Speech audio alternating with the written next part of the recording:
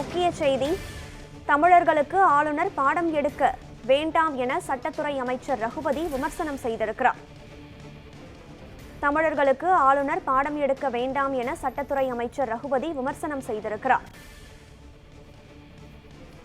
இது குறித்த விவரங்களுடன் இணைகிறார் நமது செய்தியாளர் சாமுவேல் எபினேசர். வணக்கம் சாமுவேல், இது குறித்த விவரங்களை பதிவு செய்யுங்கள். வணக்கம் கனகரா.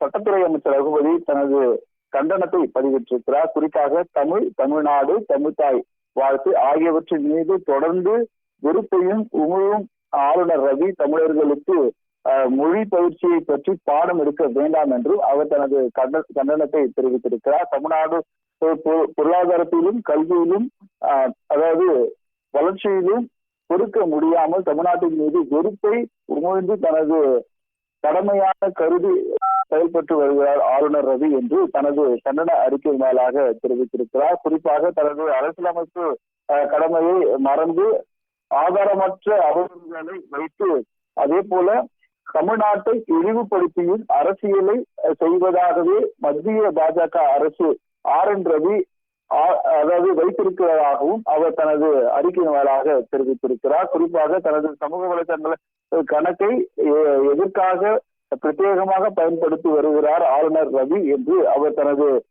பதிவை தெரிவித்திருக்கிறார். குறிப்பாக இந்த அதாவது தமிழ்நாட்டு எதில் பின்தங்கி உள்ளது ஏன் ஆளுநர் ரவி சொல்ல முடியுமா என்று அவர் கேள்வி எழுப்பியிருக்கிறார். குறிப்பாக கல்வி, மருத்துவம், பொருளாதாரம், தமிழ்நாட்டின் வளர்ச்சி இந்தியா மாநிலம் அதாவது எது எடுத்தாலும் ஒப்பிட முடியாத அளவிற்கு வளர்ச்சி இருக்கிறது என்பதை மத்திய அரசு வெளிப்படைக்கும் புள்ளி விவரங்களோடு சொல்லும் என்றும் அவர் தனது அறிக்கை மேலாக தெரிவித்திருக்கிறார். இது மட்டுமல்லாமல் மொழி தேர்வு எது, மொழி திணிப்பு எது என்பது எங்களுக்கு தெரியும்.